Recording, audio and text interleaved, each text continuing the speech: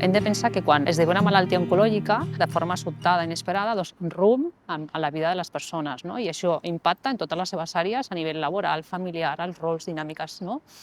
I les necessitats de cada persona i cada família són diferents. Ja davant d'aquest desequilibri, no? D'aquesta harmonia familiar, doncs potser apareixen situacions o necessitats emergents i intentar que les que potser ja existien doncs no s'agreugi. És important saber quina és la situació d'estrès que estan vivint, quins recursos, no, té aquesta família, quina xarxa social té. Hola Eva, ¿qué tal? ¿Cómo ha ido el fin de semana? ¿Y ahora estás mejor? Sí, estoy bastante mejor. ¿Y más tranquila también? Sí. Bueno, Eva, pues espero que poquito a poco vayas mejor. Sí, eso espero. Se me irá viendo mejor cada día. I tant. Important l'escolta activa, poder donar-li aquest espai, no, al pacient i a la família, no, per poder compartir, escoltar-los, no? Sobretot és escoltar, estar allà, present, no? Poder generar aquest vincle de confiança, no, amb el pacient i la família. El poder tenir aquesta visió integral del pacient, que és un tot, no només l'aspecte social, sinó l'emocional, pensant sempre en el seu benestar.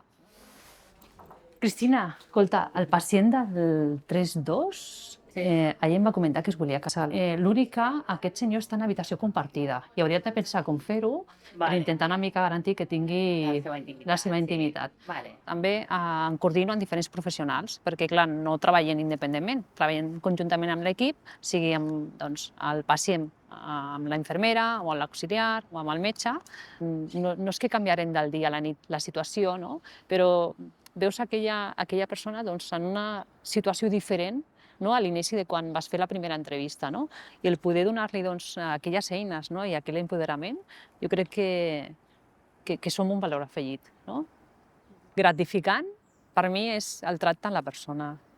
Crec que les persones són molt generoses. O sigui, estan en una situació de gran patiment i nosaltres entrem en aquella parcel·la d'aquella situació tan particular, tan privada i tan íntima, que aquesta generositat penso que és molt maca i és d'agrair.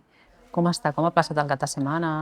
Bé, la veritat és que, bueno, bé, com sempre, no té dolor, està acompanyat per la filla. Sí, sempre està la seva filla. Sí, doncs vaig anar a passejar una mica. Ah, surten? Surten al carrer també? Sí, surten per aquí, surten al carrer, sí.